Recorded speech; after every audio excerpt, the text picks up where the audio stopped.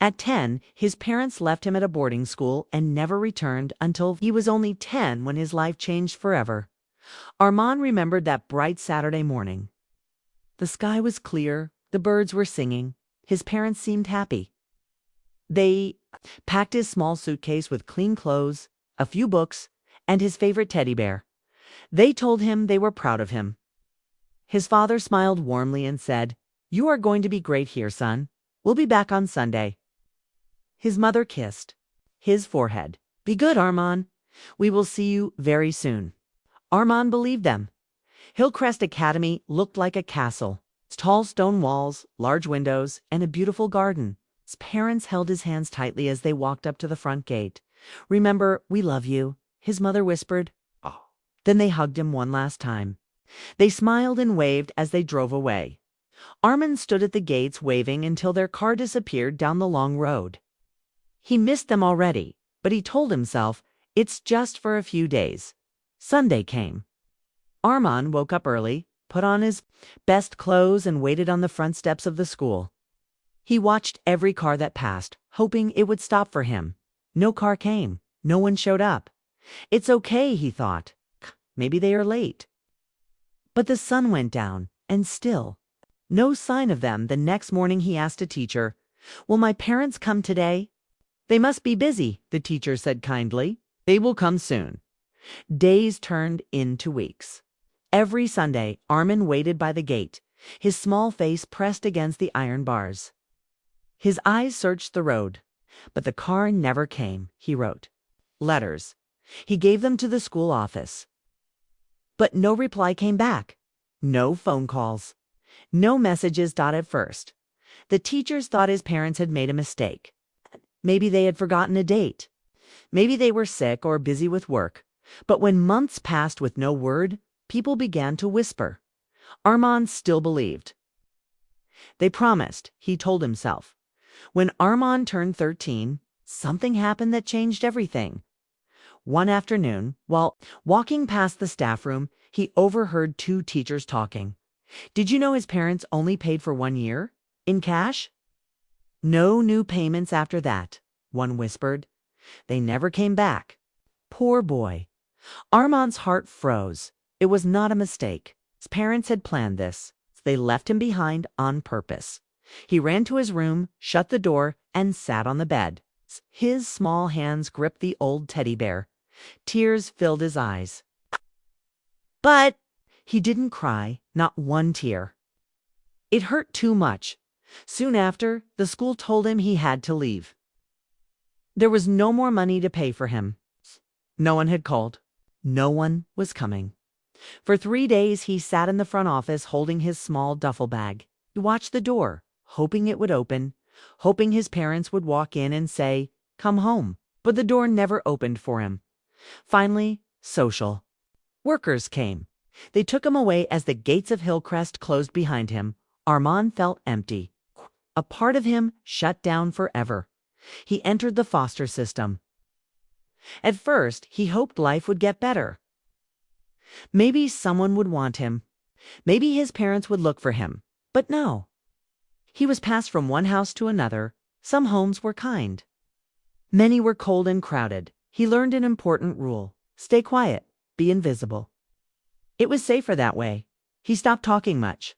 He stopped asking questions. But every time he went to a new home, he checked the mailbox. Maybe there would be a letter. Kate, maybe a message. Maybe something. There was never anything. Not once. When he was 15, another truth broke him again. One day, he sat quietly in a caseworker's office, waiting for another transfer. The woman was on the phone, speaking casually.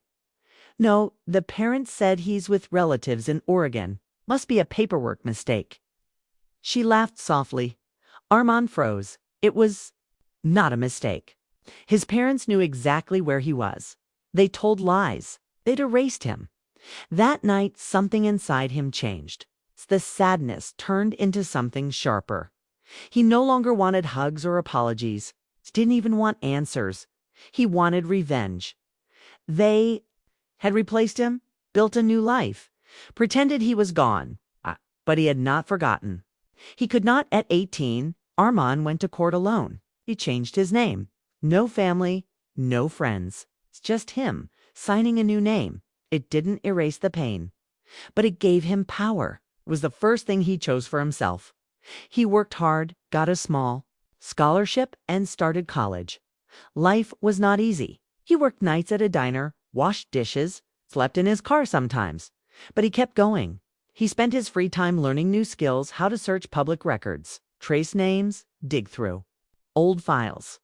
Every spare moment he searched for them, not for love, not for closure, for justice, for revenge. Then, one quiet night, while sitting in a small cafe with his laptop, he found it. A small business record, an old alias of his father's, an address. A house. His heart pounded. He stared at the screen and whispered to himself, "Found you." He was no longer a lost boy. He was ready. Arman had found them. It had taken him years. Long nights working, studying, digging through old records. But now, with one small clue on his laptop screen, everything changed. He closed the laptop. His heart was steady. His mind was clear. This was not about hoping for love. This was not about wanting a family again. This was about justice, about revenge. His parents lived only 30 minutes away now. In a rich, gated neighborhood, big houses, perfect lawns, expensive cars, a life built on lies. He moved to the city quietly. No one noticed him. He took a small apartment and found work. He used a new name, a new identity he had carefully built. Then he watched. From a distance, he saw their house. It looked like a picture from a magazine. His father was now Charles, running a successful investment firm. His mother, Lauren, was now a popular social media influencer. She posted photos every day, smiling with her 2 young daughters, laughing at picnics, showing off their beautiful home. Arman scrolled through her posts, and then one photo stopped him cold. It was a simple family picture. His mother sat on a blanket in the park. Her daughters played nearby, but under her arm, half hidden, was his teddy bear. The same one from his childhood. It's the one he had clung to when they left. Him at that school. Now, it sat in their happy family picture, as if he had never existed. Arman's anger burned deep inside. They had replaced him. They had built a perfect life on top of his pain. But he was not a child anymore. He was not helpless. It was time he got a job at a real estate office, just 5 miles from their home. His fake resume was strong. His charm was smooth. He quickly made friends at work. He listened. People talked. He learned that his parents were well loved in the community. People called them kind, generous, caring. His mother hosted charity events. His father helped at school fundraisers. But one comment hit him hardest. A coworker said, "Did you hear their first child died in a car crash years ago?" So tragic. Arman's heart turned to ice. Dead. They had told the world he was dead. He said nothing, smiled politely, but inside his rage grew stronger. He made a fake social media account. He pretended to be a teenage boy from a nearby school. Then he searched for his parents' teenage daughter, Emily. He sent her a friendly message. She replied, curious, happy to chat.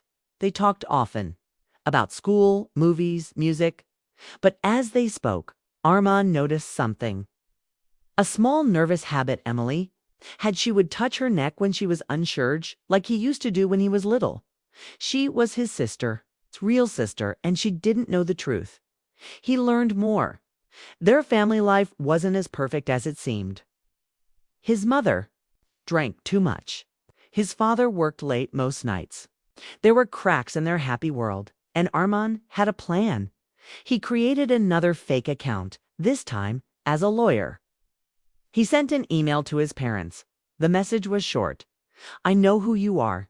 I know what you did. The past always comes back. Watched from afar. The next day, his mother posted fewer photos. Her smile looked forced. His father seemed tense in public. He sent another message. Your perfect life is built on lies. You can't hide forever. The fear was growing. He could see it. Then he left an envelope at their front door. No name. No return address. Inside was a photo his old school ID from Hillcrest Academy. No words. Just the photo. That night, lights stayed on in their house until morning. Arman smiled, but he was not finished. He gathered more proof. Old school records, foster care documents, social worker notes. He collected it all. Then he sent one final message. You told the world I was dead. You lied. I am very much alive. You have one choice. Tell the truth or I will. For days he watched. No posts, no public events. Then finally a new post appeared on his mother's social media. It was long. The words were careful, emotional. She admitted that many years ago they had made a terrible mistake. They had abandoned a son. They had tried to move on, but the past could not be erased. The post ended with, "We ask for forgiveness, though we know we may never deserve it." The truth was out. The perfect mask was broken. Arman read the post.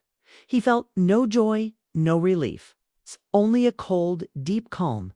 He did not contact them. He did not answer. He had found them. He had made them face the truth. That was enough. Arman walked away. From that city, from that past. He had his own life to build now, and this time, no one would take it from him.